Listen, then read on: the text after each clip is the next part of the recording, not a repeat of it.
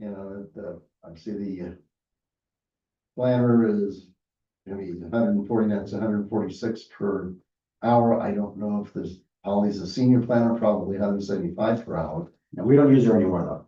Okay. We've got our own planning outsourced, so. So, then what is it that we're gonna be using them for? I consider it at this point probably as an insurance if we need to actually have someone step in for any of the particular staff services. Yeah. That would be the only reason at this point. I don't see us usually the modeling services, loan underwriting, doubt that. And then strategic planning might be something we might want to do, but again, there's an associated fee with that on top of it. But I do know our current 5 and 10-year goals are almost done. So next year we'll probably have to get together. When I say we, total we're we, but we'll probably have to get together and reestablish, near and long-term goals. So we make sure the city stays on track where we want it to go. So, yeah, that's my input. I mean, quite honestly, I thought for some reason that the bill was like 10 to 15,000. So I was a little shocked to see it was only about 2. What about you, counselors? I guess the one question is, if we're not a member, we can still use the services, they're just more expensive, right? Yeah, so they would be more expensive, yeah. I think they would really want you to be a member in order to reach out to them for services. I think, they would find a way to try to support us. We would be one of the, maybe the only, or one of the very few that are not members of the COG in this region. They said they would still do that, but I don't think they've experienced that scenario before. I think they would be less likely to do a phone a friend help. Yeah, we'd be kind of an anomaly there. But that is what the 2 different prices are on here, right? Right, well, one is a member, and one's the affiliate, so there's an affiliate. And so we wouldn't be eligible for an affiliate member since we're a local government. Oh, okay, I see.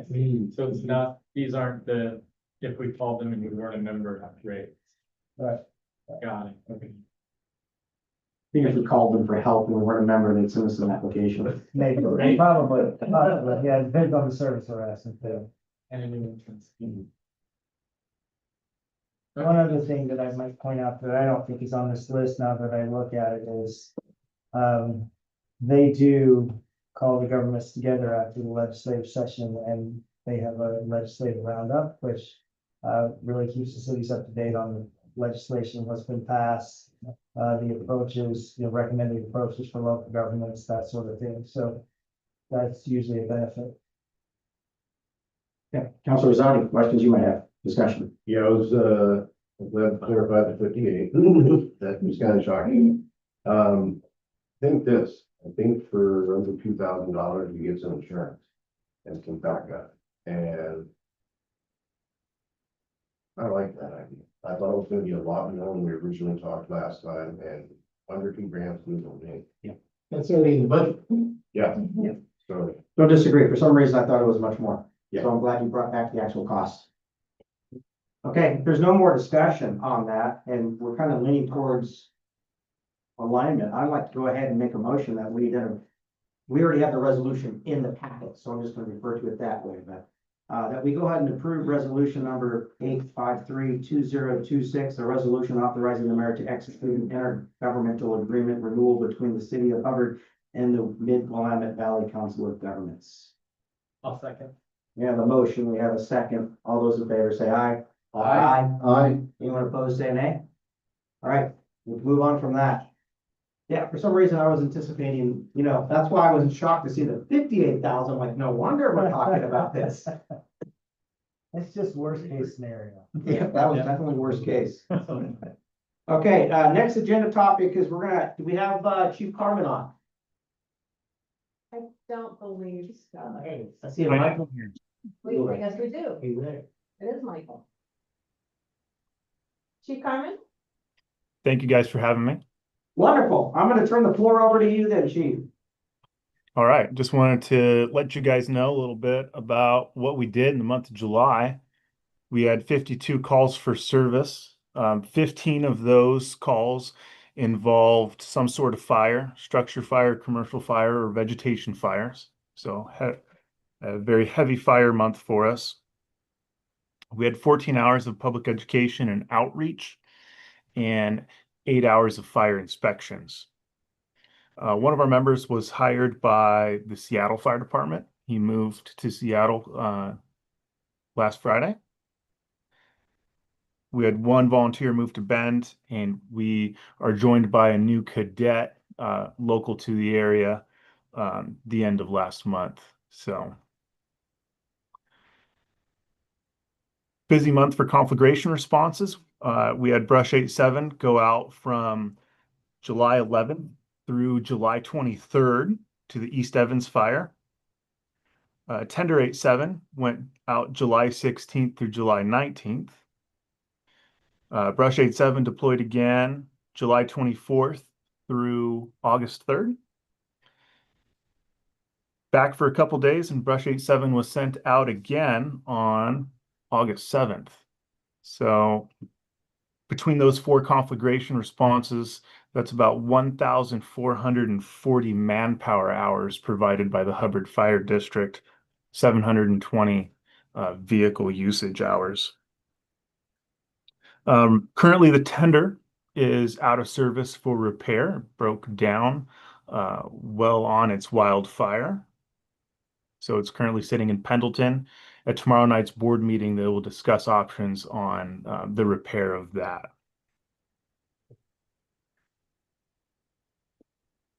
Looking forward to having National Night Out tomorrow night. Plan on attending. However, I won't be there. We have a board meeting that starts at 6:30. But the firemen will be there with what apparatus we have left at the station. And then lastly, I want to bring to your attention, we're going to be doing the bicycle rodeo this year on August 29th. It'll be at Rivinus Park from 9 a.m. until 1 p.m. And we'll be doing that between the 4th and 5th Street sides of E Street. So looking forward to doing that in conjunction with Hubbard Aurora and Donald PD. Did you guys have any questions for me? No questions. I know you guys have been busy. We can see smoke everywhere, pretty much. And I was gonna ask how your vehicles were holding up, and you answered it with your presentation with one broke down, so. No, I appreciate everything you guys do. I appreciate you guys did a great job at the Hot Fest with the cornhole tournament. So thank you for doing that. Hopefully you guys had a good fundraiser with the sausage dog stand and so forth. So I appreciate everything you guys do. Thank you. We can go around, Councilor Zani. No, I just want to say thank you, Chief. It's a heck of a year out there looking at the smoke flying through the air, and saw on the news how many fire states going through the city as part of checking out all the TFR zones. So stay safe, hope your crew stay safe, and thank you. Thank you. Yeah, great job putting out that fire, right on Front Street or just on 3rd Street. Yeah. Yeah, Yep. it was just good to see you guys get it knocked down before it could do any bigger damage. So thank you. Yeah, just a big heartfelt thank you. You guys do a great job. Yeah, what else can I say? Thanks, Chief, for everything. And look at that, I didn't even have to call out the counselor's name. I trained him so well, just to go around. Thank you, guys. Okay, my Chief Garvin, you're free unless you have any other questions for us. I appreciate you still dialing in every month, giving us an update. Thank you guys for having me. I appreciate it. You're welcome. Thank you. All right, let's move on to the North Marion School District Law Enforcement Services contract. I'll hand it back over to Administrator Underwood. Thank you, Mayor. So before you tonight is a draft of the North Marion School District Law Enforcement Services contract for this fiscal year. This contract includes some expanded services with additional payment for that. So what I've done is I've included an edited draft just to give you an idea so you can track the way staff is thinking, some of the edits that we've made, so we can have a discussion on that, maybe add to that or take away however you see fit. But in the staff report, I've also included some of the changes from the last IGA that we had with them and how this draft differs from that last one for your review. So we're lucky or fortunate enough to have the superintendent of North Marion School District, Dan Bush, here with us tonight, as well as the Director of Safety, Wes Owens, and I think they would be happy to answer any questions that you have. They have reviewed the draft, so, and they're still here. Well, I've already read the IGA. I read it when you sent it out, I think last month. I think it was last month when we first saw it. You've already captured the thought you and I have talked about. No, I think it's fantastic. I'm glad you guys are able to come to some sort of resolution on accessing the security cameras. I think it's definitely beneficial for the police department to be able to do that. So I don't have any questions. I'm just really excited that we can continue the partnership and keep our local law enforcement engaged in the school district. Okay, I think that's hugely, really fun word, right? Beneficial. So I appreciate it. At least that's my comments that I would have. Counselor Pichelle, we'll start the opposite way. Okay, no, it's a lot like the one we just had, just a couple little changes here and there. I do think it's great that we're increasing our relationship with the school district. I'd like to see that keep happening, so I don't have anything to add other than thank you. So, yeah, it looks good. I did have a question to our Chief Reese there. Change, this language from when requested to will attend, so we're able to support those functions. Are we gonna identify the individual functions, item by item, such as graduation and football games or whatever, that type of stuff? Are we gonna do it line by line item when it comes to that? Yeah, well, I don't know if it's identified in the contract per se, but every year we, communicate with each other and just talk about a good game plan for the year, that's, before us and whatnot. And kind of, have always, looked at the sporting events with specifically just football and then graduation and the back to school nights and things of that nature are a lot of the big events that we really like to make sure we're there for. And it's been very seamless, very easy to accommodate and make happen. Yeah, but why don't we change that verbiage from when requested to will attend? I just kind of, when will we attend? I mean, other than just maybe a verbal agreement, I would like to see something actually in the document saying these particular events we will attend. That way, if there's no question between the school and the Hubbard PD about when you're supposed to be there for sure for these events, so. And maybe add something, and we will attend these and then maybe some other caveat that with also anything else that may come up or arise. Okay. So. It can even just be a simple attachment to it, quite honestly, like an appendix. They're just saying, hey, we need you at these events here, obviously the football games, because that's the highest probability we'll have issues or problems. And then I could see though at the same time like basketball games as well, because quite honestly, you get a lot of people showing up for those too, or soccer games. And dances, formals, things like that might be a good idea to, at least, and have these are the will attends and these likely to attend or when requested for these other events. So something along those lines is I'd kind of like to see, so that way there's no confusion if something comes up. What he said, she said. Yeah, Counselor Stanger, your thoughts? I am just excited that we're able to continue this agreement. I know coming to football games and watching the kids interact with the Hubbard Donald Aurora Police Department. It's great to see how much the kids enjoy having them around and how well that relationship is bonding them.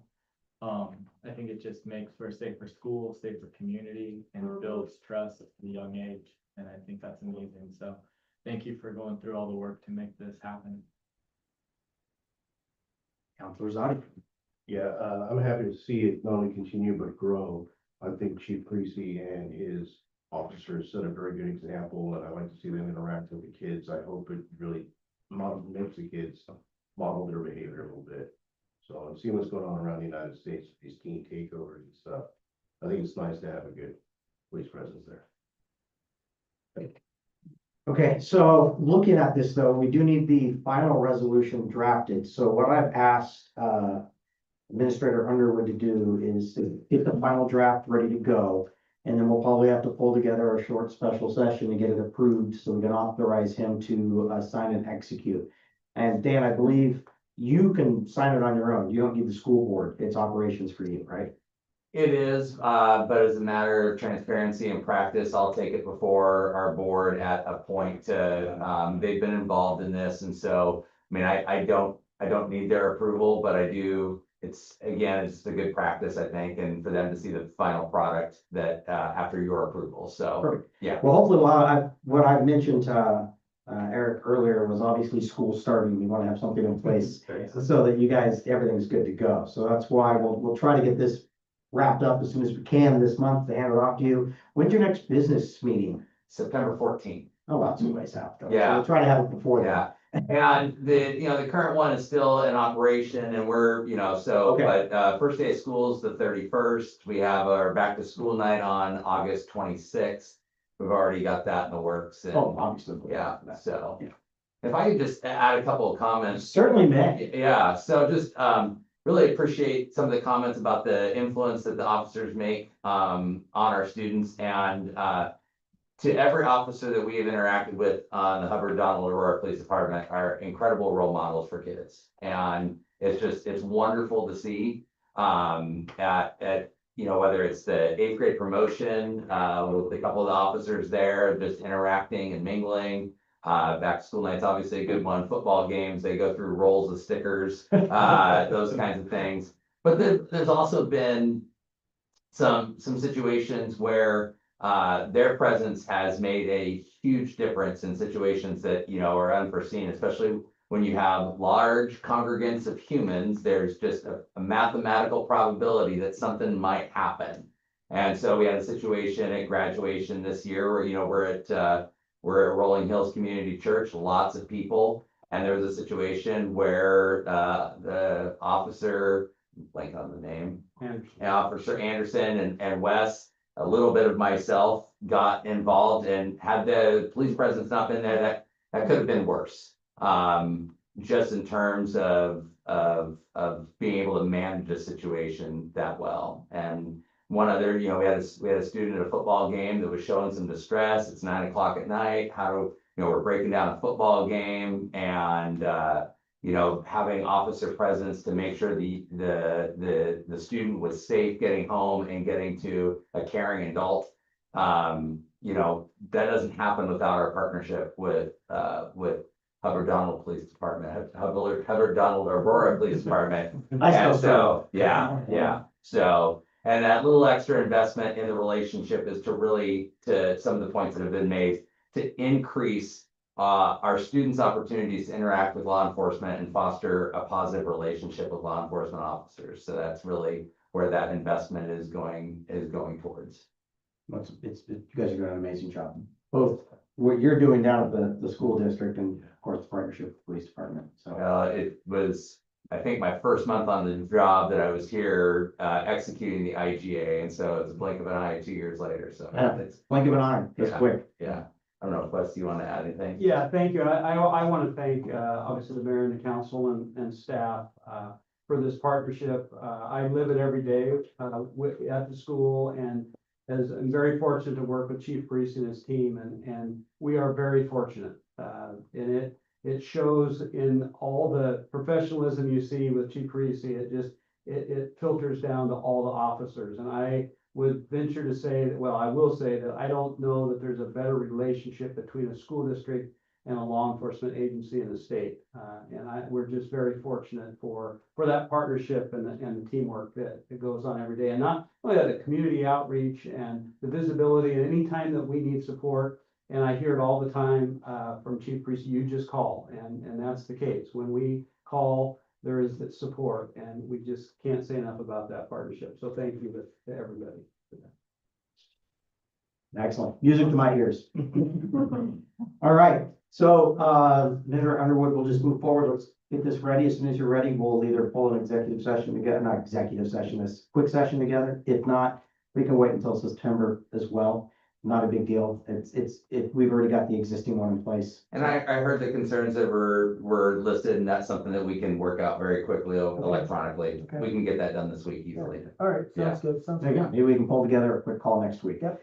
No promises, but just wanted everyone, I promise it would be a quick call. I'll move forward with that being the goal, so. Okay, perfect. All right. Well, thank you guys both for joining us here. Any other discussion from staff? I guess I should ask that Now question. from staff. Okay, let's move it along then. So we all get out of here eventually somewhat early. Appearances of interested citizens. We have, Michael Mueller online. He's on mute. Just wants to listen to this. And we have Miss Button. Any comment? Okay, just so I don't always check, she's always here, so thank you for being here. Yeah, she's our nominal audience. Right. All right, then let's just keep moving on to mayor and or council's presentations. I just have a few. The first one, a huge shout out to anyone and everyone that was involved in the Hop Fest. I thought it was awesome this year. Joseph, you did an amazing job. You got out there and you didn't get too burned. I was worried about you all day, but you made it through. I can't express my appreciation enough for, what the Hop Fest committee, I think it's committee, right? Not board. Hop Fest board has done over the last, 4 or 5 years now, really making the Hop Fest from what it used to be into a much more family friendly, well-organized event. So well done. Thank you. Again, anyone and everyone that's been involved in that, I don't want to, let anyone on or leave anyone out, because I know a lot of people came together to make it happen, but thank you for driving it from your position especially. Next, we had the Aurora Colony Days last Saturday. Chief Parisi, Officer Bob, and someone driving a car. I don't know who was driving the car. Sergeant Anderson. Okay, there you go, Sergeant Anderson. And then, I got to walk in the parade, invited to participate as just a representative as the Mayor of Hubbard. So again, lots of love coming from Aurora. They appreciate the police department, quite the celebrities when they're out there walking, everyone wants to shake their hand. So well done there. Next one, National Night Out is tomorrow. You heard Chief Carmen mention that as well. We delayed it from last Tuesday to this Wednesday. So feel free, stop by, most of city staff will be down there. Free hot dog, I'll grill it. I won't drop yours on the ground, I promise. But other than that, looking forward to that. I think we've got a few block parties as well. At least one that I know, of, right? On Cary Lake. Awesome. So looking forward to that tomorrow, and it's not gonna be smoggy or smoky, so yay. Outside of that, I don't have any other presentations. What about from the rest of council? Councilor Zadi, anything from your standpoint? No presentation at this time. How's the garden going? Not good. The one family's doing fine. We didn't get any other members that wanted to join up. We lost quite a few clients there, but, I think we had a late start this year. I think that's what kind of hit it, and talking to Jacob, we're gonna plan something we do next year and try to get some activities and. Right. We've got sponsoring for plans again, so, I think next year we go really good. Well, I won't be as busy next year, so maybe I can get together with you. We can build Yeah. boxes or something. Yeah, we gonna need at least 2 boxes for those volunteers for that. I did want to say, thanks to everybody at the Hop Festival. That was fantastic. It was another winner, if you ask me. Something really sets our town apart from the other towns up there. It was nice to see. I knew a lot of people that came and they came from other towns. And I thought that was really neat. They came out here and we could draw a crowd like that. So thank you first, and that's it. Okay, Councilor Steiner. I just want to make sure I mention it's definitely a team effort to pull off the Hop Festival. And we couldn't do it without all of the sponsors, all of the businesses in the community, the sponsor, the city jumping in and helping it out. There's so many things that go into making it that it's definitely more than me. And again, I couldn't do it without the amazing team. Yeah, so it's great. I think it's amazing. I think it's a very important thing for the city to have an event like that. It just opens up like movies in the park, the National Night Out, all these things to help bring the community together. And it's important to have those. So I'm excited about a hot dog tomorrow. That's about all I can There you go. And yeah, that's a good reminder too. The last movies in the park, I think it's the 28th. Right. Goonies. At 8:30. Yeah, at 8:30. It's a little bit better. Yeah. You'll still get bit by mosquitoes, I guarantee Oh. you. So just some mosquito spray. Okay, Counselor Yonley. The 28th. Yeah. All right, so I don't have much, for myself, other than, we've got a great town here, again, the Hot Fest came off really well. Like to see that, and, that's all I have, thank you very much. Counselor Michelle. I did have a question perhaps for Public Works, although I'm not sure if this falls into your zone. If you come into town from the north on 99E. Yep. And you see the sign that says Hubbard, the green and white sign, population way out of date. I think we had a census back in 2020 and it was about 300 or 400 more than what's on the sign. Are we in control of that sign or is that county, state? Let's see, Needs to be updated. that would be ODOT. Oh, okay. The sign is, yes, it is ODOT, Okay, and I could be more than happy to ask them for a new sign. sure, that'd be great. I mean, it's only been, 6 years since the census, so Yeah, it's probably time to update it, I think. yeah, Yeah. absolutely. What I'll do is I'll use that or the Portland State University latest update. Oh, yeah, because they do Yeah. it more often. Exactly, Yeah. and then ask the state to replace it. Cool. It takes them about 3 months, but Yeah, they'll sure, get it of done. course. And I bet it'll be level 2. Yeah, well, that'd be good. I think PSU does it estimated. Estimated, yeah. No, that was all I have. All right, if there's nothing else then, let's move on to staff report outs then. Just keep moving this along and we'll kick it off with Administrator Underwood. Thank you, Mayor. So the first thing I want to touch on is, out of the reports, that I was to send, the floodplain ordinance is requiring a little more, analysis, I think, from legal. I think what it's gonna be is just a correction and a re-signature. There's not gonna be a new public hearing or anything like that to approve it, but there are just a couple of cleanup items that we need to, I guess, basically dot our i's and cross our t's. And I plan to have a final version to put on consent agenda for next month for a signature and approval. Just a quick update on that. ARPA funds, we're closing those out, so we've been busy separating the engineering task and all the invoices that we've had into the correct categories for the ARPA project scope. I think we've done that and we're getting ready to do our final disbursement request to the county. And that will be done for us. Been doing some economic development work, meeting with the businesses and brokers and some property owners just to get familiar with, their aspirations, their growth plans, their business, take tour, just get familiar and helping to connect them with other agency resources as needed, and just to let them know how I'm there to be able to help them. So that's been going very well. Got a lot of activity in town. It's been surprising. So e-bike ordinance, we're working on that. I'm working on that with Chief and our Public Works Director, Steve. So we've been going through making some edits, and we should have something to you by October to take a look at. That'd be amazing. Yeah, so it's amazing what e-bike ordinance can entail and what it can encompass. The different levels of e-bikes and get into scooters and speeds and all kinds of stuff. So it's been a lot of work, but it's been education. There's changing state laws with regard to that too, isn't there? Yes, Yeah. yes. So to keep up with that. Add a little complexity. Oh, thanks. Sounds really silly, but maybe a question for Chief. Is there a concern that we can see kids trying to ride these up to the school district on Boone's Ferry? Geez, can you imagine?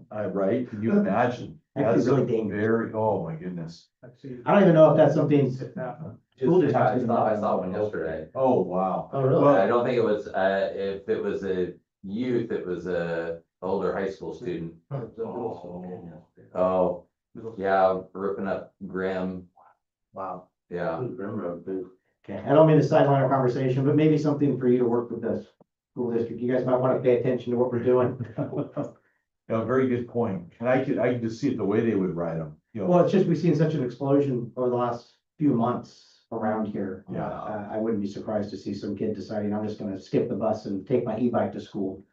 Well, it's funny, I just heard from one of our local youths who said his brother just got a new e-bike from Costco, so. wow. So there you go. And I was like, does it have pedals or no pedals? He was like, no pedals. All right, sorry, I didn't mean to sideline us on that one. I'll give it back over to you, Aaron. Yeah, no worries. Thank you, Mayor. So I've been working a little bit on the fee schedule. Steve here has, been so diligently working on, the fee schedule and he helped me compile a bunch of information, or he compiled the information and gave it to me in a stack like this, which was great. I appreciate that. On, the different different fee schedule changes and ordinances and so forth. I don't know, it just seems like there could be an easier way to do it, more efficient way, and so I've been thinking that maybe it might be more efficient to put it in a one master fee schedule that goes along with the budget process. So that way we have the fee schedules and approvals once a year. And it's approved through the budget committee, which makes it a little more transparent. It also helps internal staff track it easier, all those changes. And it's easier for the public to find if they want to see what the changes have been made, rather than go to different ordinances that were approved at different times. So I'm working on that, more to come on that, but that's just kind of what I'm thinking, all for the sake of efficiencies. Grants and projects. So of course, we've been working on the water treatment plant project. The construction phase has kicked off. We had the pre-con meeting on July 24th, and that went well. The construction is due to start on September 7th. We received an update on the community project funding request for the headworks and grit wastewater upgrades from Congresswoman Salinas' office. She paid us a visit last week, which was great. We were able to show her where the money would go if we were awarded through Congress. However, that amount has changed. We were approved for 1.987 million.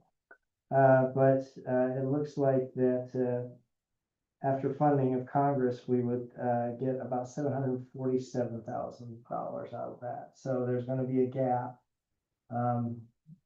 But interestingly enough, there was a new program that came out through the state, the governor's office, the Regional Solutions program for infrastructure, a grant for infrastructure, which I thought we might be eligible for. So I called our Regional Solutions representative and had a conversation with her and educated her on our project. And she was extremely excited at the end of that conversation. She thinks that we would be an excellent candidate for some funding for that. So maybe not, it wouldn't fill the entire gap, but it would get us a long way. Yeah, for those that are quick with math, it's about 1.2 million gap. Yeah. And the cap on their grant program is $1 million. So.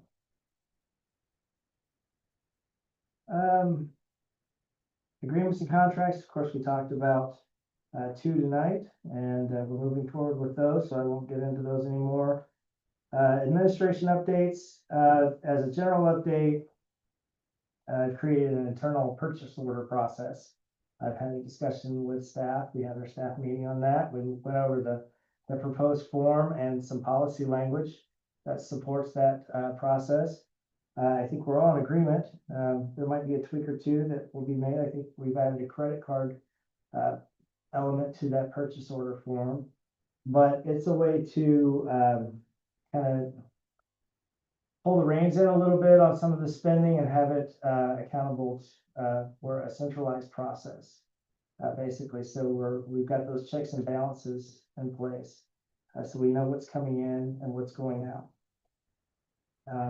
So that hopefully, I was wanting to implement that after this council meeting, in case any of you had some feedback on that or didn't like the idea or something. But I plan to implement that very soon. No, I think it's a good idea. Just gives you, fiscal control I think so. as required. Staffing and personnel, let's see, wait, I missed one of the general update. So as a result, there's been a lot of course, it seems like every legislative session, there are changes in the housing regulations and the land use regulations. So as a result of this last session, we are required to change our code, our development code, to comply with those legislative results of those changes. So I reached out to our contract planner to go over a scope, to see what it would take to get those changes made.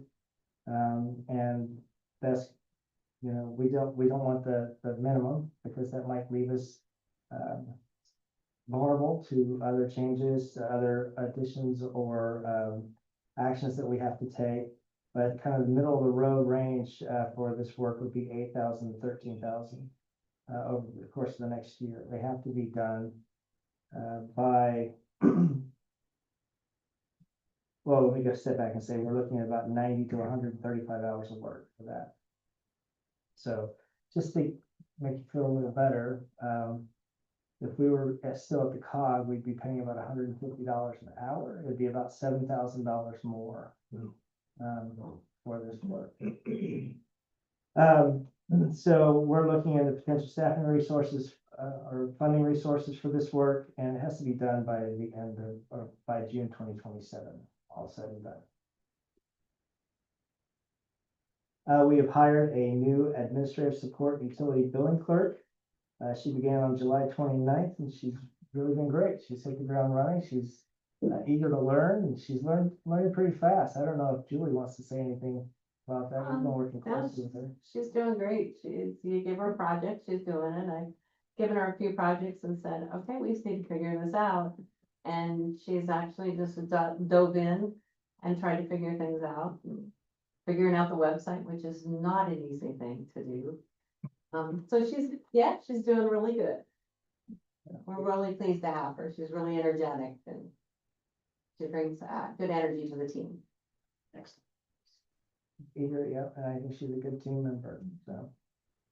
And I've also worked with Robert Half, who is the temp agency, to extend our temporary finance position through this fiscal year to the end of June. So it'll be the same contract through the year. That'll give us some time to budget and think about what we want to do for a more permanent role for the next fiscal year. We want to do that. So. CIS premiums, medical insurance premiums, you know, of course, everything's increasing and insurance is you know, not excluded from that. So they are going to be increasing for about 13.5% for this year. However, that's not going to impact our budget because we budgeted we budgeted about 16.5% for increase. So we're covered there. So that's just Good news. yeah. And plus, we get an added program with it. It's the EAP program, which is great for our employees. And speaking of rate increases, we have PGE rate increase. They're making a case for their next rate increases next year. I've provided some detail around that rate increase in my report here, but looks like they're hitting all sectors: residential, commercial, industrial, so forth. And in the memo that you have, or the email and the extra material, the document called 2027 General Rate Case, they support their request for a rate change. So. I mean, it's not like we have really much of a say on that. We don't, No. it's just, you know, information, so it's gonna happen. Just have to find a way to pay for our heat and electricity.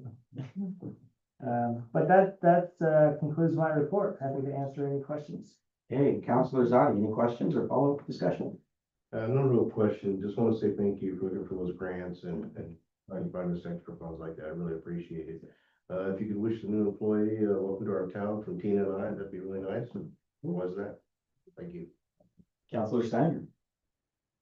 No, we may want to look into investing in coats for everyone and cutting down. Sweater vests. These numbers are just, it's Keep going. ridiculous how expensive it's getting just for things that are a necessity, but otherwise, thank you for your report. Counselor Yonley, No questions at this time, thank you. Counselor Bishop. Yeah, on the, what was it, the purchase order policy? You wrote here the draft policy is attached for informational purposes, but I didn't see. Right, yeah, so that was my first stab at this, so I have to take that out. Okay. I'm happy to provide that if you'd like to see it, I can email it. Sure, yeah, that'd be great. And then I assume at the end here, quarterly financial report below is a chart. Yes, Is that the chart that you gave us? that is the Okay. chart, yes, Okay. I failed to mention that as well, so. So this is just the, at end of July report, it's the budget revenue, the actuals, and then the burn rate. I think it's good to know, I would like to get council's opinion on, whether or not to do this quarterly. I'd kind of like to change the cadence to quarterly, because I think you get more of an impact, with that. It's not gonna change too much from month to month, but quarterly will show you more significant, changes. One question on that. On your second table on there for the fund under general. 2.9 expenditure budgeted, 2.6, 89% earned. Is that actual? I mean, did we spend 2.6 million on something in July or? Isn't that See it the, down the middle? city of Newburgh? Right? Not Maybe a new- 2.6. Newcom? No, I don't think For it's the Newcom, I know Newcom was a big number though. yeah, it was big. Just general. It's right there in the middle. Yeah. Right. So that would be Newcom. Okay. Yeah, that's a big number. Yeah. Mhm. That's a huge number. All right. I was just curious about that one. I did circle it with a big question mark. I figured I'd just follow up later. Okay. Okay, if there's no other questions, then for Administrator Underwood, we'll move on to the police department and hand it over to Chief Parisi. All right, thank you, Mayor, Council. I want to start actually with something that's not in my report. It actually came about after I had published the report. So, and that is an opportunity to recognize and commend formally Officer Montez, which unfortunately couldn't quite be here with us tonight because he's attending the Aurora City Council meeting. But recently he responded to what came in as a reported burglary in progress at one of the residences here in Hubbard one evening. And he responded there and he had some backup responded from Woodburn Police Department and assisted him with that, a couple officers, which was great. And they did their thing and rendered the scene safe. And fortunately, it wasn't a burglary in progress, but we didn't know that at the time, and neither did the homeowners.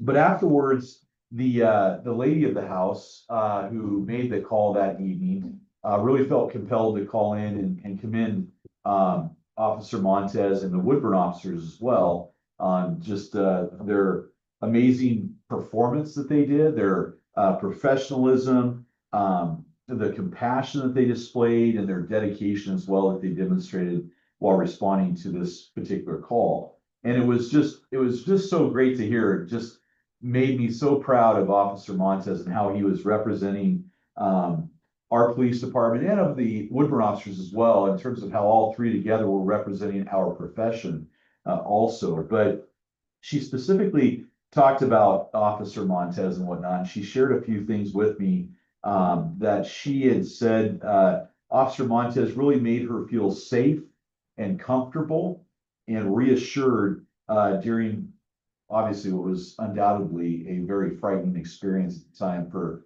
her and her son. And she felt really at the time as though she was his only concern in the matter and whatnot. So I just thought that was really neat.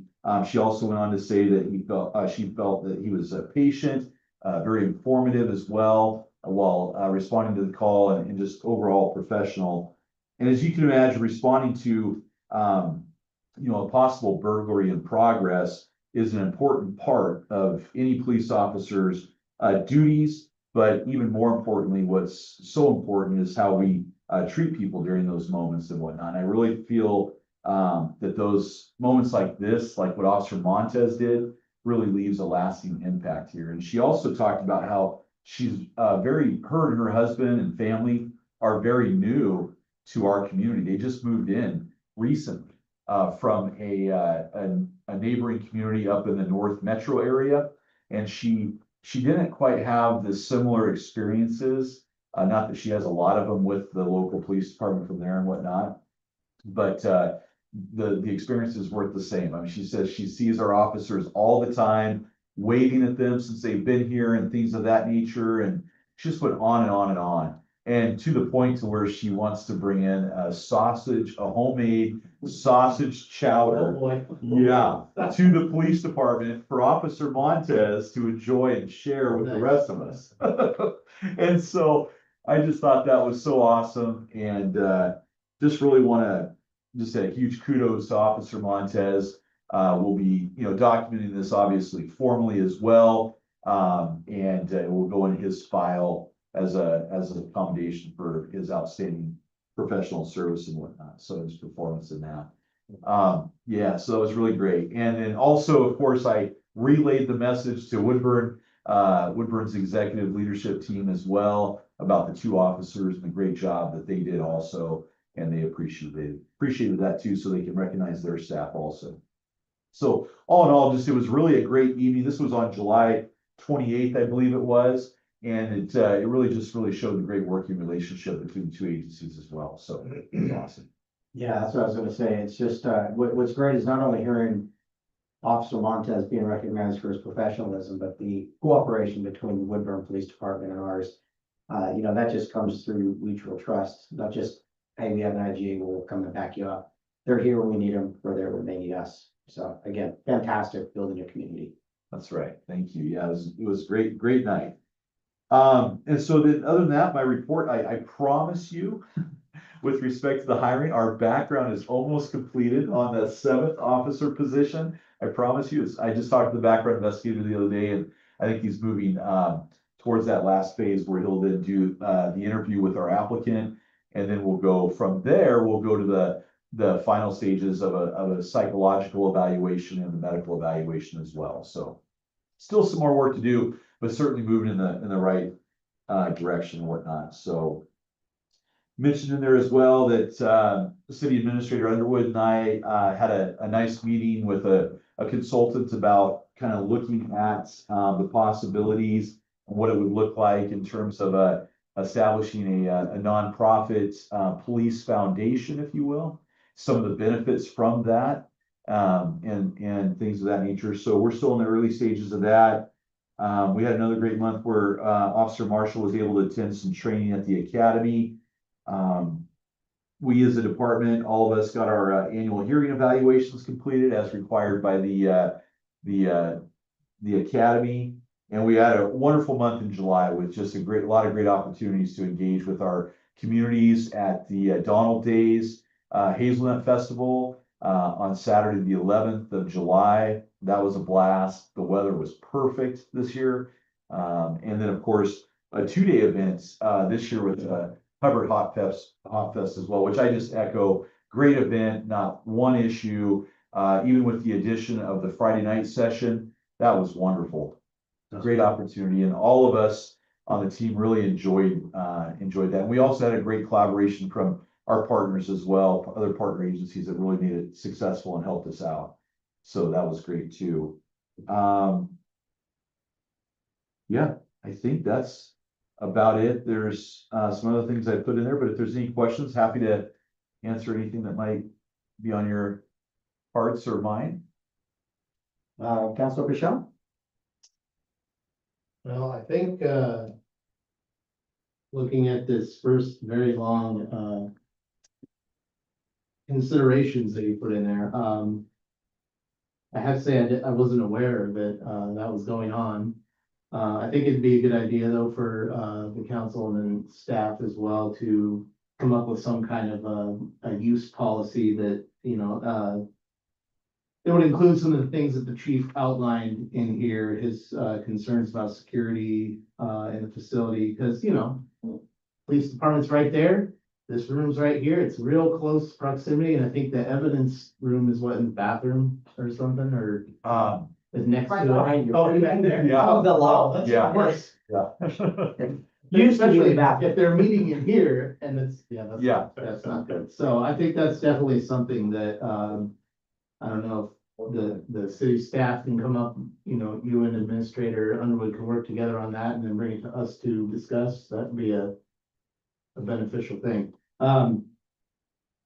And to, you know, to add to what you were saying about the community engagement, it's been awesome. As you know, everyone I talk to, and I've been talking to a lot of people lately, they have nothing but great things to say about our police department. I know we have great relationships with the school district. The kids all love seeing the police out there at the various events that you attend. So thank you. You're doing awesome. Thank you, sir. Appreciate it. Great team effort. We're Yeah. so lucky to have the team we have, so I'll pass that along as Yeah. well to them. Hey, Counselor Young. So kind of piggyback on this considerations for use of City Hall. So what organizations do we have currently meeting here?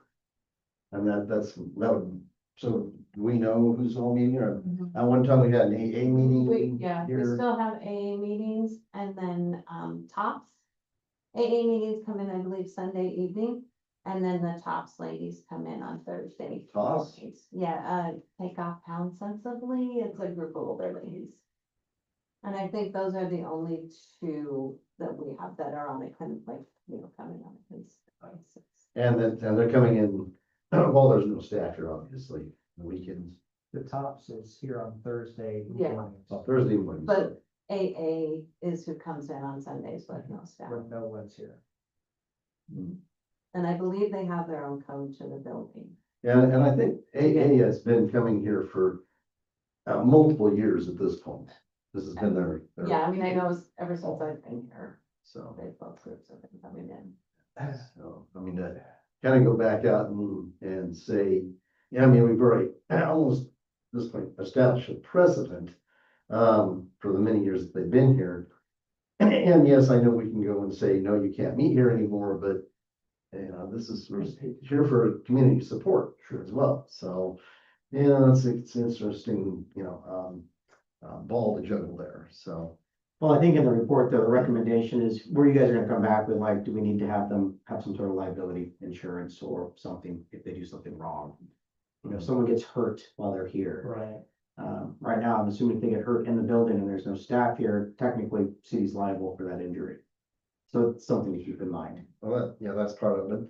But I think specifically the police department was concerned about the security and having to do with, you know, Evidence room. evidence room, accidental access to, you know, privacy information. You know, unauthorized access, whether intentional or by accident, you know, so I just kind of would hate to cut people off from, you know, that have been historically using this place. You know, and then maybe we could, you know, what are they gonna meet at? Maybe down at the fire department, maybe one of the churches? I don't know. I don't know. There's not a lot of space. I don't think anybody's suggesting that we're kicking people out. I think it's more of like a, you know, how can we safeguard ourselves as the city? While still allowing the community to use the public building. Yep, I think that's what they're looking for. Yeah, and I know that, and part of this report I was reading here with the public works, so something about, security doors that we're putting in, and maybe we might want to look at something a little more secure, where we do have possible, you know, we do have the keypad, but, you know, if I threw my shoulder against that real hard, would I break my shoulder or would the door break first? I'm not sure which, but maybe we might look at something a little more secure here. And just as a thought down the road for maybe future budgets or something along those lines. Still disagree. All right, that's what I have. All right. Counselor Steiger. As when you were mentioning the people that were supporting Hop Fest, I think it was Woodburn had the motorcycles. It was actually Washington County Sheriff's Office. I'm sure. Yeah. Okay. But those motorcycles, I think, got more time and attention than the bouncy Yeah. houses. They were popular. Yeah. All ages, everybody were climbing on the motorcycles. Yeah. It was really great to have that, and just seeing all the different community policing groups come out and be part of it, the cadets, everybody. It's just it's so helpful, and it just makes a level of safety and community for the entire event. So thank you for that and everything. And just thank you for your willingness to be out in the community. Every officer waves at me, and it's just good to know that when I have friends and people come visit, they can stop and meet the police chief and just see that our community is just different than anywhere else, anywhere. So I just appreciate you guys so much, and the way that you go out of your way to be kind and community focused. Thank you. It's our pleasure. Counselor's up. Yeah, I'm not gonna drag out too much because I think they brought up some great topics with the security. And I agree, we don't wanna move people out here. It is a public place. And we do need to show support for things like EA. But we do need to talk about some of the security concerns, and so maybe we can brainstorm a little bit, see what we can do. Still stay within affordability and all that. Also want to talk about Hot Fest for a little bit. I visited with those motorcycle cops. They were pretty neat. Got a get some types and writing tricks from them, which was really good. And I want to wish you a lot of luck with that machines thing. I see those kids often zipping up and down 3rd Street at quite a clip. Some wearing helmets, some not, and it seems like I hate to take anything away like that. I think, you know, that kind of stuff's fun. But I do think there's some dangers involved for both pedestrians and the kids and cars. I've seen them get extremely close to vehicles. And so, yeah, good luck. And they don't stop at the stop sign. Right. Yeah, oh, yeah. Drives me Yeah. crazy. Yeah, that's frightening to see also. They literally blow through that stop sign at A and 3rd all the time, I mean, Yeah. all the time. And it doesn't matter whether it's a scooter, I think you're down a little bit lower, especially the smaller children. And, you know, in a truck, it's kind of hard to see them. The bike's a little higher, so it makes it a little better. But again, no helmets, the road sometimes is kind of rough. You can get kicked off at 30 miles. They look like they're moving 30 miles an hour. I have one, it can go 33 miles an hour. Yeah. I imagine being the asphalt at that speed is not the greatest, so, yeah, good luck with that, I hope it works out, it's nice to see both the city and the state starting to look at how they can enforce, regulations and safety of that. And again, thanks for you guys, always do a great job, it's always good to see you out there. Thank you, sir. Okay, and one thing real quick, before we close out, I did want to bring up, there is a consent agenda for an IGA with, City of Mount Angel for police services during Oktoberfest. So it's on here for a consent agenda. From what I understand, that they're actually going to be paying for the officers who are going out to support it. Is that correct? Yes, Mayor, and this would mimic the IGA from last year as well, where we participated in the same event. Mount Angel relies obviously as well on many different agencies throughout the state, so. Yep, and I didn't know if we needed an IGA or not, or how it worked, but I'm assuming with funding coming in, because there's a source, we should probably have the paper trail, so. Administrator Underwood and I talked about it this afternoon as well, like, no, it's probably best to still keep it as the IGA, sign it off and be done with it, so. Okay, I don't have any other questions, but let's move on to the Public Works Department and Superintendent Martin Echo. Well, thank you, Mr. Mayor, councilors. So, how we made it this far without having major issues, I'm not quite exactly sure. Yeah, wood to knock on? We keep doing it. I'm sure something will happen. That's what happens in public works, but I'm pleased to report up to this point that nothing major is going on. There's no major upsets. We do have a plethora of little pinhole leaks around town that are being logged and taken care of as we get to them. But many of them are exactly ones that we've repaired in the past, but pinholes just keep progressing up and down the pipe. At some point, we do have a project in place now to log all these and map them. It's been anecdotal up to this point. But given the number that we've had in the past and the number that continue coming, and with the idea that if since Bear Creek, project is coming out of hibernation perhaps, we probably should get a handle on that. And if the water pressure goes up, we should probably get a better handle on it, so. Oh, we'll have a lot of fountains. Yes, that's great, except in the middle of winter. So that's a lot that, those are the small things, those are the everyday things, as I call it, that happen that we are taking care of. The big item at the moment is the water plant improvements. We will be meeting with the contractors sometime the next week or so. This is really to sit down and get ready for September 7th. That is when they plan on demolishing start going inside, taking the old office out, reconfiguring it for electrical, motor controls, the SCADA equipment will go in place. And then the filter, the concrete will be torn up to put new pads in for the new filters. The well will be abandoned, the old well 1 will be abandoned formally. The front of the building will be taken apart so we get roll doors in. Then the boost pumps will go in with more plumbing changes. And they say, and this is, of course, I always chuckle when they give me a date, an actual date of February 27th. They say they will be done. I would say probably March or April by the time that the actual commissioning is through and over with. And at that point, we will have a pressure of approximately 45 PSI in town, kind of consistent. Our concerns, of course, and these little pinhole leaks kind of exasperate that a little bit, or at least our concerns a little bit, that we will see more of those as these progress. So 45 PSI and then a slow ramp up to 55 PSI as we go through town and fix issues and problems. So I would assume that next summer, as we start ramping up, that will become a concern amongst citizens and into council as to how we're going to deal with all of that. So just kind of, this is something the city administrator and I will discuss and be discussing with you over time. But that's probably, from a citizen's viewpoint, they'll love the pressure, then wonder why their streets are bleeding water into the gutters. So we're aware of it. That's why we're starting with some mapping and getting a good handle on it now. We anticipate that this time next year, we'll be doing some more of that. Moving on to some of the other issues that have come before council and we've been working on, Castile Street. That was where we had the stormwater issues. We've historically had flooding in that area.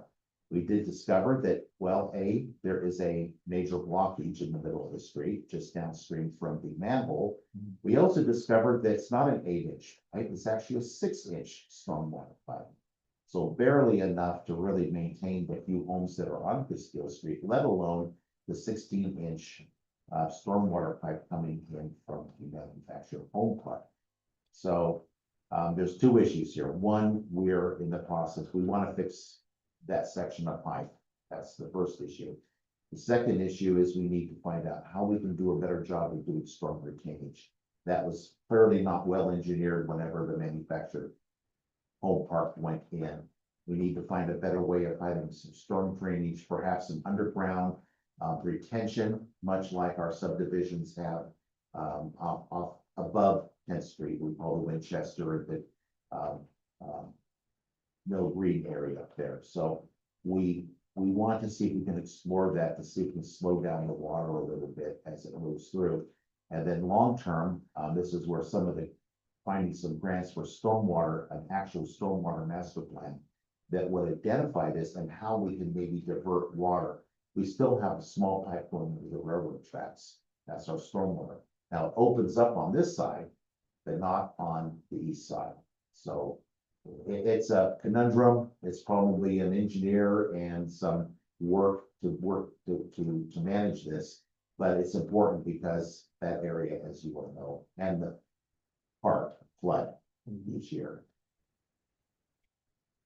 We still have some little bit of water discoloration through town. Actually hit Public Works this morning. They were cleaning out their labware and the water was, well, brown. Why So- didn't you, put a post on Facebook? Yeah, I had to restrain Molly from going on, but we managed it. They should have, I would have posted, you should notify public works. So what we do in those instances and throughout town, because it is the middle of summer, we don't want to drain our water levels too terribly much. What we do then schedule the on-call person, particularly on the weekend, their weekends, really working to go out and we do what's called a soft flush, which is a more gentle, we don't open up the fire hydrants all the way, we open it up enough to get the discoloration out and target the specific areas. So that's our protocol for this time. So I did notice that it seems like we still get complaints around the Baines Boulevard. Yep. area. Do we know why it's consistently happening Yes, over there? because what happens is that the water moves its way from south to north. So the discoloration is the water fluctuations are actually starting in the south part of town, but end up at the north because that's where we have junctions between new construction and old construction. And that's where we're finding the problems. Is there a long-term solution to that outside of just waiting for the pressure to increase? The pressure increasing will help dramatically because we're able to flush our hydrants. Clean them. Right, actually get velocity. We're also going to couple that with do a hydrologic study of our fire hydrants, so we can actually not just go from south to north, turning on, just going zigzagging through town, turning on hydrants, but targeting specific hydrants that will maximize velocity to scour the pipes. And this is really important on the 3rd Street to 7th, J Street to A Street. That area is what we really need to target and make that work. So we're gonna start that in the fall with this new system and see how that does a better job of getting us through a few more months. And then we'll do one more time in the spring and see how that works. And then By that time, you should have the new pumps. New pumps and new water, higher water pressure. And I think that will get us to a point where an annual flushing after that will be all we need.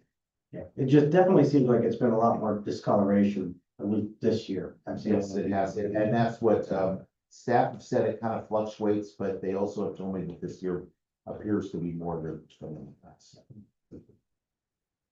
Kerry Park, we've been ongoing about the trees. We know that we're going to meet, the tree board will be meeting, next week.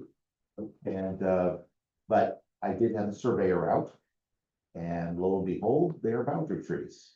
The person who planted them right down the center of the property lines. So, both the city and the property owners own the trees.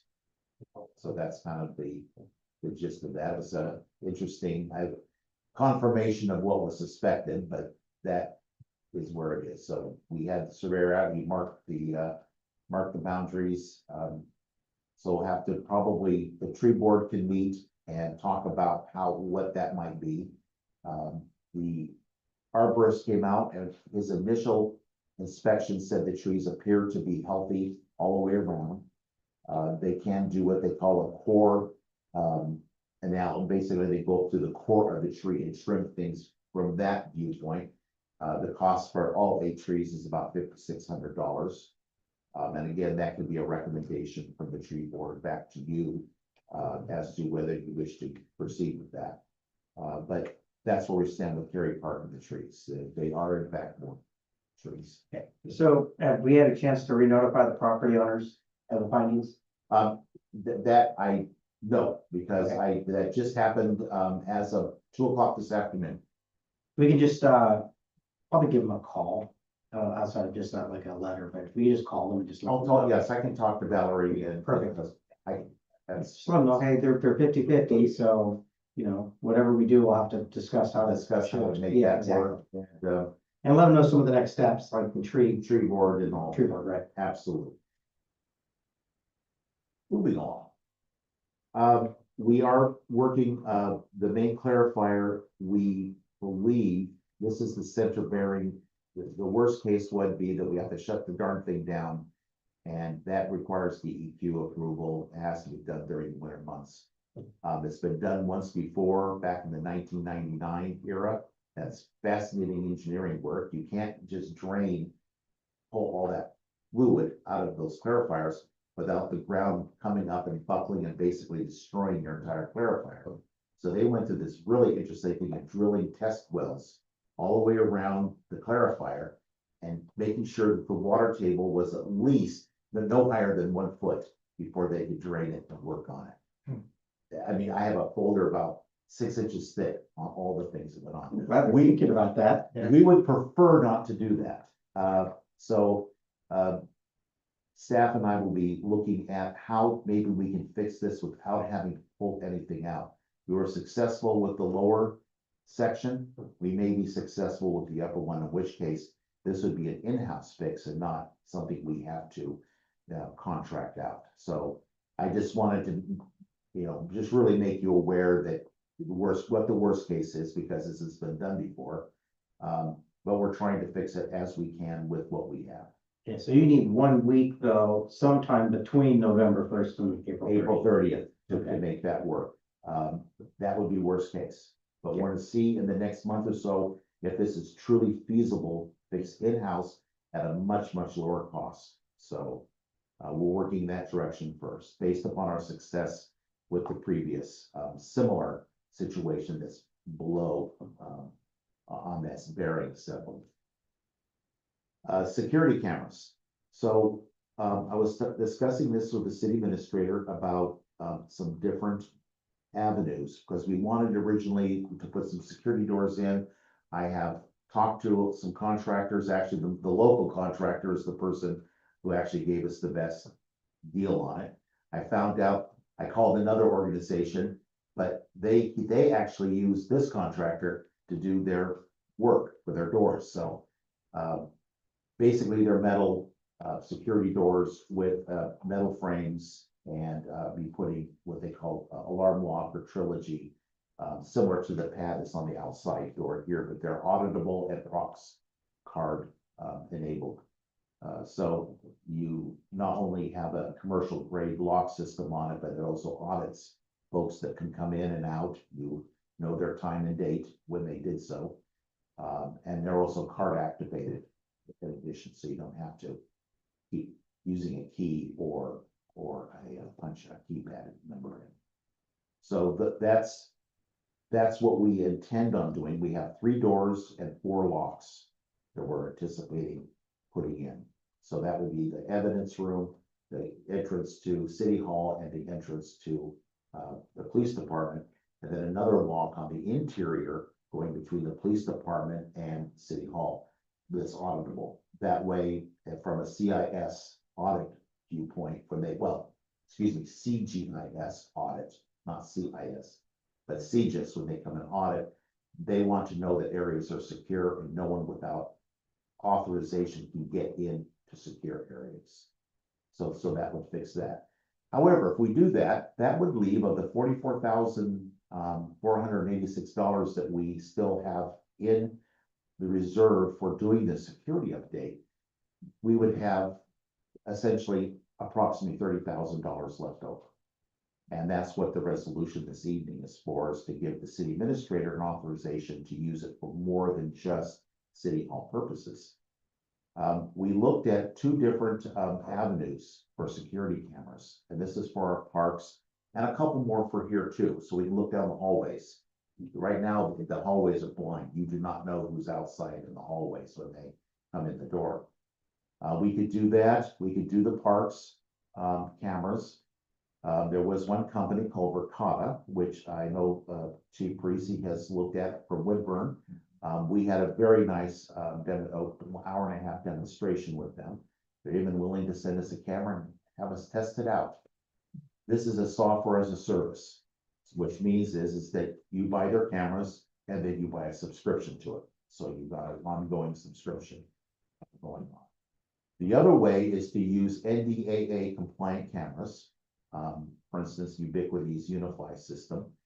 NDAA is the National Defense Authorization Act. That's if you want to buy things federal government wise and you have security, they want to see that you don't have foreign chips in your security cameras. They list one company by name in the DoD documentation. And then they say, for example, and then they go on to list others. The for example is what we currently have in our parks right now. So probably good to replace those. However, we could do about $15,000 to $18,000 and put cameras in both of our parks, plus our wastewater and our water facilities, which currently do not have any security cameras whatsoever. I know when we have a USDA or someone loan, they ask for security. So that would fit that as well. We could do that for less than the $30,000. If we went that route, or $30,000 if you went with the, software as a subscription route. So that's the two things that the city administrator and I are currently looking at. We are leaning at the less costly, but just get more cameras out there option. And these are good cameras. They have the same software. They have AI. If you want that, they have license plate recognition if you want to enable that. Plus, there's a lot of folks out there that do, this is not a proprietary camera system. A lot of folks install and service Ubiquiti systems. How do they connect? How are the cameras installed at the park connect? We do have cable coming into Rivinus, and I believe also at Barnsley as well. That may be a wireless one. If so, if that is the case, I would get Xfinity to see if under their franchise if they would install a cable. So we have Ethernet running out to them, so you can put access points out. Exactly. Now, at that point, once you have it at the main buildings, you could then use a mesh network and connect your remote areas. So for instance, we can put a camera with a solar panel out of the pickleball court and power that area out there. We also have power at our pump building out at Rivinus, which could then relay to the playground parks, which would be up on a pole, which also has power up there as well. So these would triangulate, and I do have clear line of vision in all locations between the buildings and the cameras at the parks, which is the other semi-requirement. But that would allow us to have good camera and good feed and good connectivity. And then the restroom areas are utility room that's between the restrooms would serve as the NVR and the hub for that. And any security camera we put in is gonna have some sort of recording device where the police can refer back to, I don't know how many hours. So if we have another driver that decides to take a tour through the park, we can capture it. These will be 8 terabyte drives. These will be what they call the Western Digital Purple drives. These are designed for surveillance recording. 8 terabytes is for 5 cameras, or 5 to 8 cameras is approximately 29 days of storage. Perfect. Which meets the state of Oregon's requirements for retention. And everything would be fed to the police department. Good enough. So the police department would have that available on their systems. Not that I wanna put the whole city under surveillance, I just don't want the farms damaged anymore. Yeah. But it would be important for I'm always very concerned about the water treatment plant, and the WWTB. These cameras would not only be security, but they could also monitor process as well. So we could see if the digester, something failed and the digester is ready to overflow. That alone would pay for the camera system. So those are the things that we're looking at. Perfect. I'm assuming they're probably motion detection as well to alert officers if someone's somewhere where they shouldn't be. They can, and they're highly customizable as to how you want them to work for you by camera. So I think it's a good deal. So we're gonna move forward in that direction, and I'll work with the city administrator Thank you. to make that happen. Water system. We know that it's starting. We have the funds sitting there, and we have a timeline between really September 7th and February 27th. That's when they're gonna get all of these major components, the generator, the boost pump system, the SCADA, the new electrical controls, the filter, new filter media for the existing filters, which will help with our iron and manganese, and also abandoning the well and doing some facade upgrades so we can get in and manage the boost pumps. What it does not do is it does not fund any part of a new well. So that is a separate package we'll have to work on, to do that. And, that, of course, we bought the land, we went through OHA, review. Those things are done, but what we now need to do is fund approximately, now we'll say that $830,000 was last year monies, we all know present value versus future value. We're looking at probably a $1 million grant to finish the water well on that. Unfortunately, well one was one of our highest capacity wells, 400 gallons a minute. So right now we're running on lower capacity wells. We're doing okay up to this point. But it's something, particularly if you get a Bear Creek in, you definitely would need to have that. So that's something we'll have to work on to find funding for.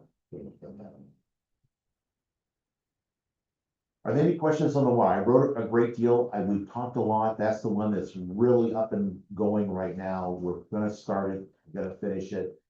I'm already looking ahead to the leaks and not the actual construction, because that will happen. Are there any questions on the water part? No, I'll just be amazed if they can actually do construction over the rainy season. Yeah, yes, well, I think they hope to be inside by that time. Yeah, a lot of it's indoors, right? We got September and October. Right. Just a side comment on water. So I live up off of, on C Street up off of Seventh, and Right. occasionally, and including today, I get a slight tint in my water up there, and so I don't get too excited about it. I mean, I know it's drinkable, and cats don't seem to mind, so it makes coffee just fine. Yeah, it's already dark. It's already- Yeah, that's what staff said this morning. They Yeah, I just, I, heck with making. today I noticed when I was filling out the cat water, I use some old plastic butter containers, it's white on the inside, I go, well, little discoloration today. So, It really is the iron sediment and the ductile iron pipes that are in your yeah, area. and iron is supposed to be good for us, right? It- I don't think iron feels that way, right? I want to study Roman history on that. Yeah. But that wasn't iron, that was lead. Sure, that was bad. And then, just kind of half step back on the cameras. Yes. You know, yeah, the good idea that having out there, I've been, pro cameras, but these are, sound like they're a whole lot more advanced than we may need. And that, we do, license plate and, and facial recognition, that type of stuff. Maybe that's something we may not want to, have, advance into or have capabilities of it. That's not one of my concerns is we really want license plate readers. So we got the flock camera, kicked back right now, going on throughout the United States. So just want to be careful what paths we walk down when it comes to that type of thing. The lower cost solution has high grade cameras, but they can be. You can tell the cameras what you want them to do. For auto solution, not so much. They really are tuned to law enforcement. The Ubiquity Unify system, you can get cameras that are not licensed, who will not do with facial recognition or license plate. You have free reign to configure your system the way you want to. So if you want to put a camera that captures license plates, yes, you can do it, and yes, it will support it. If you don't, it won't. Okay, so I just want to be careful we don't walk into areas that we might get some liability out of, so. Right. It would be nice to capture a license plate though if they drive through the park. Yeah. I would Take you out of the have- car. Quick question for you on that, watercolor first off. Do you have any suggestions for filters for homes? Things can you maybe? I've probably drinking that stuff 1,000 times and even realize. I could switch to beer. Most of, there are a lot of very good systems that are actually very low cost that you can get that will take out, that are specifically take out iron, manganese, chlorine. You can actually buy cartridges for each of those. and, also activated charcoal that will also take out odor and that type of thing as well. Would it be possible to put a list of those on? I'd be happy to. On the website of town? Yeah, I would be happy I to. think some residents might be, I might be interested in doing something like that. Or- Right. A lot of them are, you know, and also they come with reverse osmosis. There's one company that I'm very familiar with, I've used in city operations, that you can buy the cartridges the way you want to, and it's relatively inexpensive compared to other options like, you know, the expensive that Curate makes them, for instance, and then of course they charge you Curate prices for it. Yep. But this system comes as a set of cartridges that you can replace. That I think we replace them once every 6 months. But you can build your own. You can take everything out. You can make it distilled water if you wish. Okay, no, that'd be nice. And then I want to touch on something too that Councilor Young brought up. The block cameras right now are really contentious. I'll be honest, I'm against them myself. I do understand the mayor says, but we gotta get, it'd be nice to get those license plates, especially the person that went through the park the other day. Right. Myself, I'm on the fence about all this camera stuff being implemented all over the world, basically, but mostly here in this country. Is there a way to geo-fence, for instance, if you live near the park, right? And can this thing look over your fence? Can it see what's going on in your backyard? Is there a way to geo-fence how far they can go? Yes, And still get me, because I would like to get license plates that are rolling into the park, you know what I mean? yes, and even blur things too. Okay, Yeah, they're pretty sophisticated. I also think that we should, before we implement it, really advertise the fact that they're not block cameras, so it's really contentious right now, like it's amazing how many people. Is that a brand? Yeah, Like a It's brand a name company, camera? yeah. Oh, okay. It's a company, they, yeah, it's a company. So Right. yeah, we're just using a different. Yeah. But we don't want to go stealing the vegetables. just type in block camera and they. There we go. All kinds of- I just want to make sure that when my eggplant gets stolen again. It's a shame we even have to look at it, but I mean, we've got teenagers damaging the brand new pickleball courts. Yeah, I think we do have to Yeah. do something, and I think things are changing, I mean, it's just part of life, you know what I mean? Your concerns are well noted. If you know, my social media presence is very, very little. It's for a reason. I spent way too long in IT to know what goes on outside of, out in the outside world. Yeah. But we can certainly not only make sure the cameras are pointed the right direction, but also we can figure it, be very transparent in what we do and how we do it. And this is the one system I'm thinking of, that this is the Ubiquity Unify. That's the system. Is very, very configurable, to make sure that you can not do what you know, if you don't want it to do cameras, that's at a license place. If you don't want it to do facial recognition. I think the license plate thing is good, but only to a certain range, like, if someone gets Right. into the park, I wanna see that, I wanna see who did it, and I want them caught. But I don't want it going beyond that, I don't want them looking at plates and someone's get off. You don't want us to put up and down D Street. Yeah, Yeah, okay. yeah. They want it on Third Street, right? Yeah. On Third Street, And for- definitely not looking at motorcycle plates. Counselor Steininger, you have any thoughts or comments for Superintendent Martin? I think that a public notice and explanation of what the cameras are for and why we're using them is definitely gonna be necessary. Outside of that, I run almost all of my water through a coffee filter and grounds, so I don't ever see any discoloration that's not intentional. Discolored it yourself. Otherwise, yeah, those things are. Okay, any other final thoughts? I think if we, when we roll out this camera thing down the road, I think it would be helpful maybe that advertise the why, show the picture of the brand new fence that got run over, you know, show the picture of the pickleball courts that are getting all scraped up. You know, The hammock swing that was tight. right, yeah, that, Yeah, we have pictures of all of that. yeah. It's the vandalism. You know, because no one wants that stuff to happen, right? And they want the people who did it, you know, to get caught for it. So I think that if we present it in a way, you know, these things have been happening. And this is what we're trying to do to address it. I think most people will be on board with it. Yeah, that's not gonna be used for surveillance like. No. No, In closing, you had mentioned in the beginning of your talk that, we'd had quite a bit of luck with things running right. And I don't think it was luck. I think it's the fact that you implemented quite a lot of new procedures of testing, monitoring, and stressing to see what would break. I think that's really helped us along. I think it's more than luck. I think it's your leadership. So well, thank you. Yeah, and the fountain stayed on all summer so far.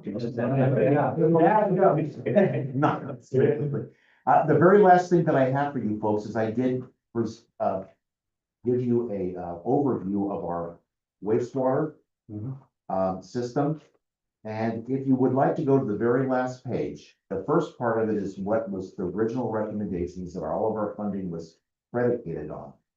But this is the very last page, shows you the project flow chart, for this. And essentially, we've started off with the remote lift station. This is down on Third Street.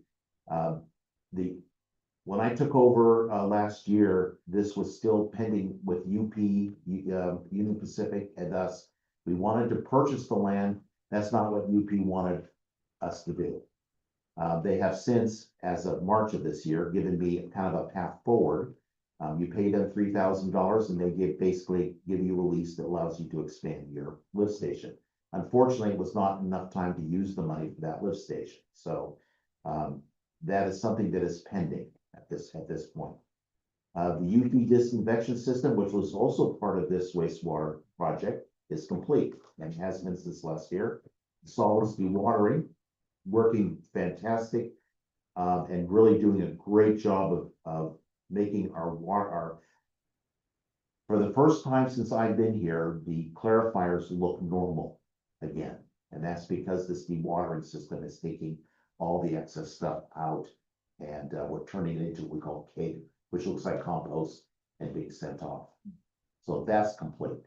The water treatment pre-design, which is really predicates the pending project, like for instance, what Congresswoman Salinas came to us for part of the $747,000.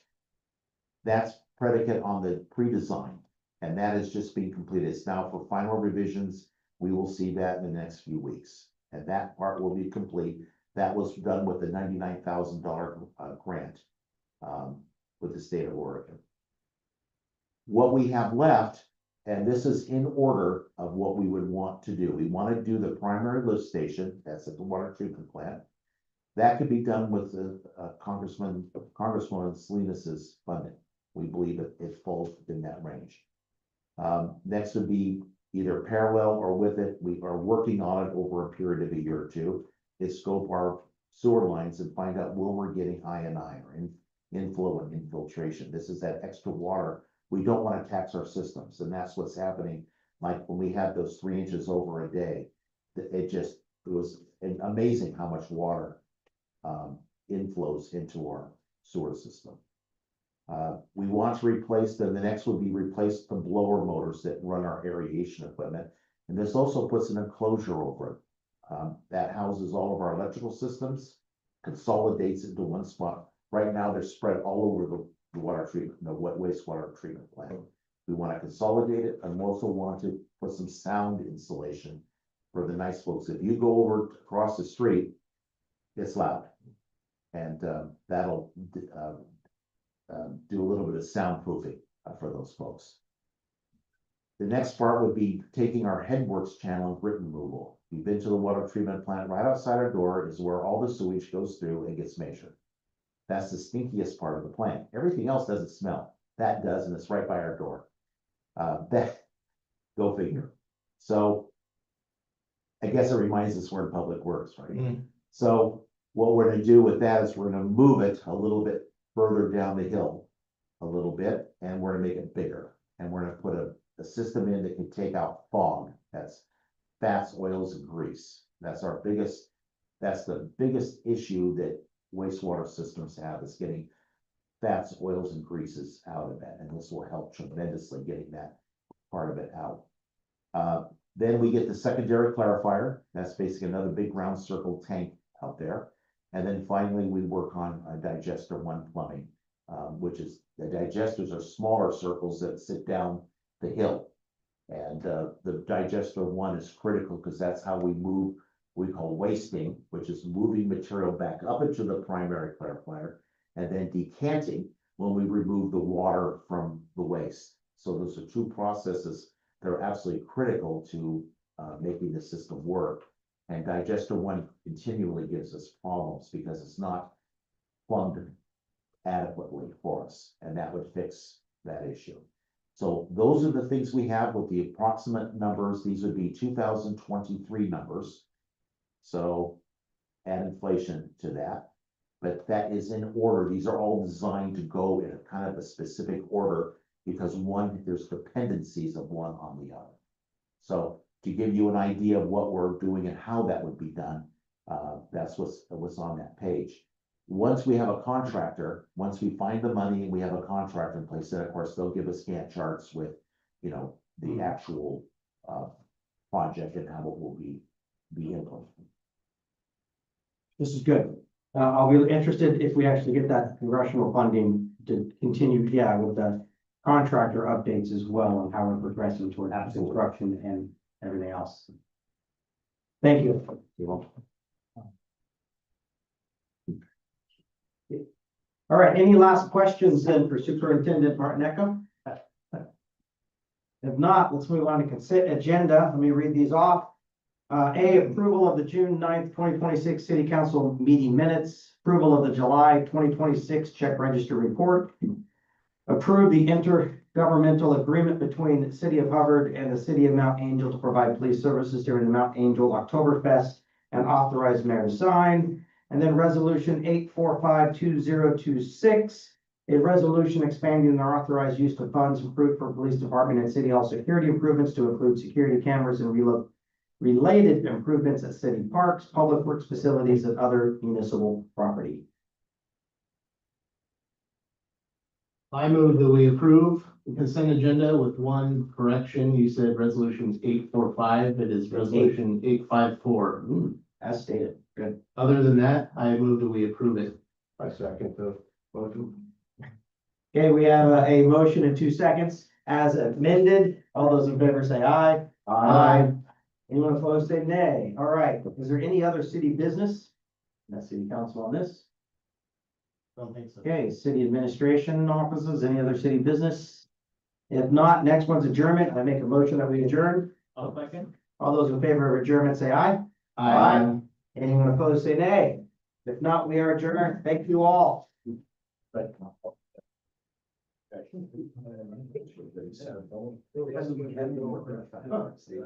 Don.